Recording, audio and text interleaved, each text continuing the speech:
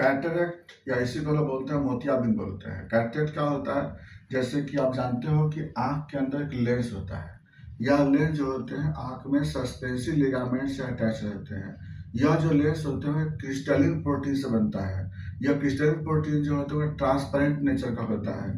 तो जो लेंस होते हैं वो ट्रांसपेरेंट होता है। यह क्रिस्टलिन प्रोटीन से बनते हैं ये।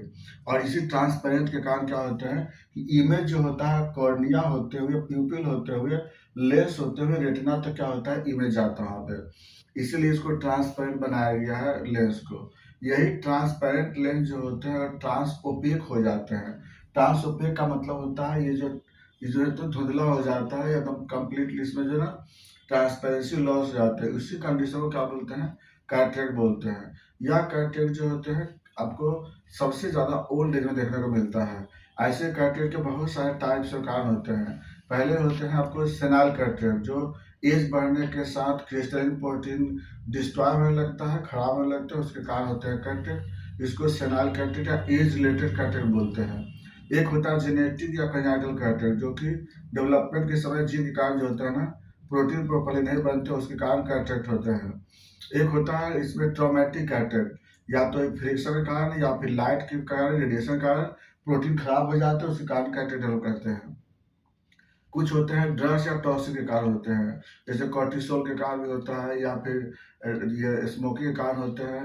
ये सब कारण होते हैं आपको कैटरेक्ट डेवलप करते हैं। एक होता है इन्फेक्शन के कारण, कभी रूबेला के कारण भी क्या होता है यहाँ पे कैटरेक्ट डेवलप कर जाते हैं। उसके बाद एक कैटरेक्ट सेकेंडरी कैटरेक्ट होते हैं, जिसमें जो होता है डायबिटीज मेलाइटस है, हाइपरटेंशन है, ग्लूकोमा है, या आई में किसी प्रॉब्लम के कारण कैटरेक्ट हो जाते हैं।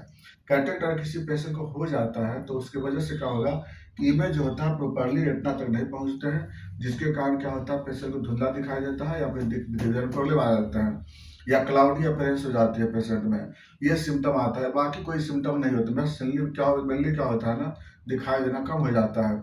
और इसमें जो होता है ना नॉर्मल में आपको ये जो रेड रिफ्लेक्स होते हैं, जबकि इसमें क्या होगा लेंस जो ओपेक होने के कारण उजला हो जाता है, यहाँ पे आपको व्हाइट दिखाई देगा आपको। इसके लिए हम लोग क्या होता है इन्वेस्टिगेशन में कुछ नहीं, डायरेक्ट देख सकते हैं, ऑप्थेल्मोस्कोपी से एग्जामिनेशन कर सकते हैं। इसका जो ट्रीटमेंट होता है उसमें लेंस को क्या करते हैं इम्प्लांट करते हैं, जिसको हम लोग IOL इम्प्लांट बोलते हैं, इंट्राओकुलर लेंस इम्प्लांट बोलते हैं। अगर मार्जिनल कैटरेक्ट हो तो उसमें लेजर से भी ठीक कर सकते हैं।